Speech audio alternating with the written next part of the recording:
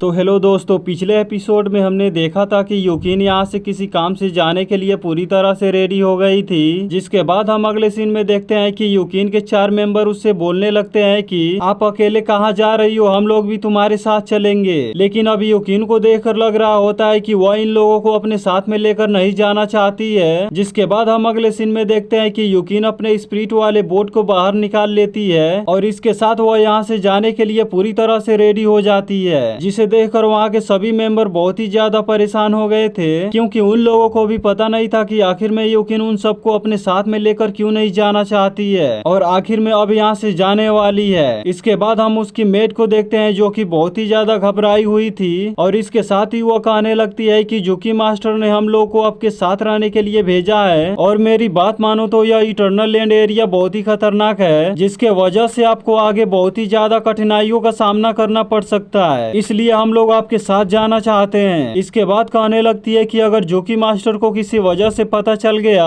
कि हम लोगों ने तुम्हें कहीं पर अकेले जाने दिया है तो इसके दौरान हम लोग के ऊपर बहुत बड़ी मुसीबत आ जाएगी, जिसके वजह से वो हम चारों में से किसी को भी नहीं छोड़ेगी और जान से हमें मार देगी। फिर हम आगे देखते हैं कि यूकिन अभी भी उन लोगों को अपने साथ ले जाने के लिए तैयार नहीं होती है और इसी के साथ वह उनसे कहने लगती है कि तुम मेरी चिंता मत करो, क्योंकि अगर मैं वहाँ पर डेंजर सिचुएशन में फंस गई और उस टाइम पर मैं अपनी पावर का यूज करके वहाँ से नहीं निकल पाई तो इसके बाद तुम लोग भी अपनी पावर का यूज करके मुझे वहाँ से नहीं बचा सकते। इसके बाद वो कहने लगती है कि अब मैं जा रही हूँ रिलैक्स करने के लिए और साथ ही वो अपने पीछे आने से उन लोगों को मना कर देती है और इसके बाद अब यूकिन उस स्पिरिट वाले बोट में बैठकर तुरंत वहाँ से निकल जाती है। जिसके बाद हम अगले सीन में देखते हैं कि यूकिन अब उसी जगह पर सीधा पहुँच जाती है जहाँ पर डबल हेड वाला ड्रैगन उन लोगों पर अटैक किया था। फिर वह टेन्यू को चारों तरफ खोजने लगती है लेकिन टेन्यू उसे कहीं पर भी नजर नहीं आता। जिसके बाद वो और भी ज्यादा परेशान होने लगती है और कहने लगती है कि ऐसा नहीं हो सकता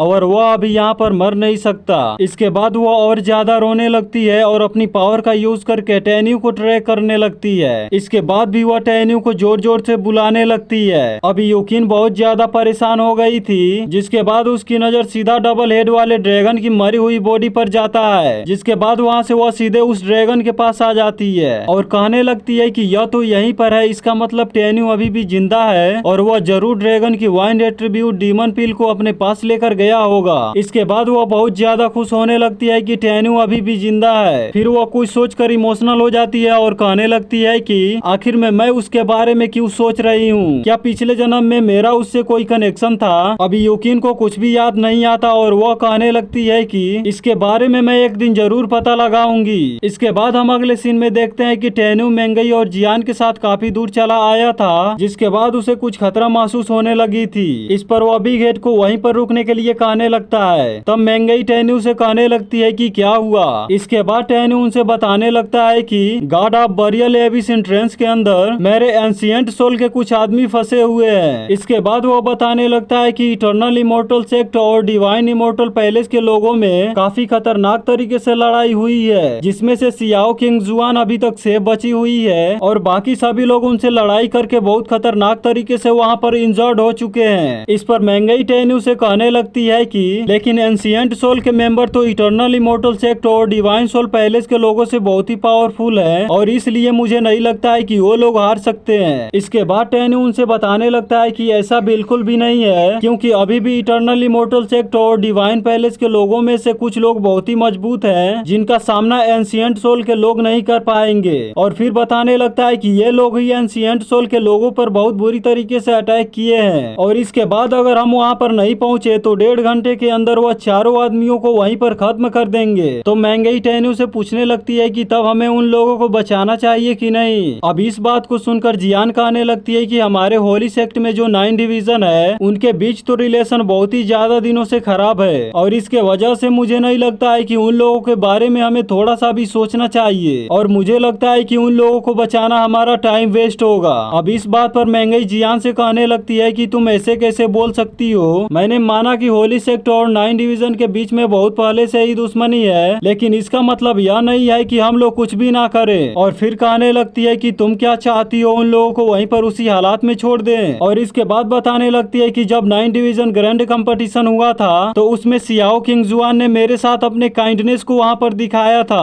अब इतनी बात को सुनकर जियान की बोलती बंद हो जाती है और बोलने लगती है कि जैसी तुम्हारी मर्जी, अगर तुम उन लोगों को बचाना चाहती हो तो फिर चलो। अब इसके बाद वो टेन्यू से कहने लगती है कि इसके बारे में तुम क्या सोच रहे हो। जिसके बाद टेन्यू उनसे कहने लगता है कि 9 डिवीजन का जो कंट्रोवर्सी है वह एक न एक दिन जरूर खत्म होगा। और जैसे कि अभी मेंगई ने होली सोल डिवीजन के स्टूडेंटों के बारे में बात किया, इनको सुनकर मुझे लगता है कि उन लोगों की हेल्प हमें जरूर करनी चाहिए, क्योंकि मैं अपने आंखों के सामने उन सभी स्टूडेंटों को मरते हुए नहीं देख सकता। इसके बाद वो बिग हेड को वहाँ से आगे चलने के लिए कहने लगता है। जिसके बाद अब टेन्यू की इस बात को मानकर बिग हेड वहाँ से काफी स्पीड के साथ आगे की तरफ बढ़ने लगता है। लेकिन तभी जियान को कुछ अचानक से याद आता है और वह टेन्यू से कहने लगती है कि क्या मेरे 5 सोल डिवीजन के लोग अगर किसी बड़ी मुसीबत में फंस गए तो क्या इसके बाद तुम उन्हें बचाने के लिए वहाँ पर आओगे। अब टेन्यू जियान की इस बात को सुनकर सीधे ना का जवाब देता है और उससे कहने लगता है कि मैं उन्हें कभी नहीं बचाऊंगा, क्योंकि जब 9 डिवीजन ग्रैंड कंपटीशन हो रहा था तो इसके दौरान वहाँ पर सभी लोग मुझे मारने की बहुत कोशिश किए थे, जिसमें से 5 सोल डिवीजन के लोग और eternal immortal and divine soul palace के लोग भी इसमें इन्वॉल्व थे, इसलिए मैं इनमें से किसी को भी नहीं बचाऊंगा।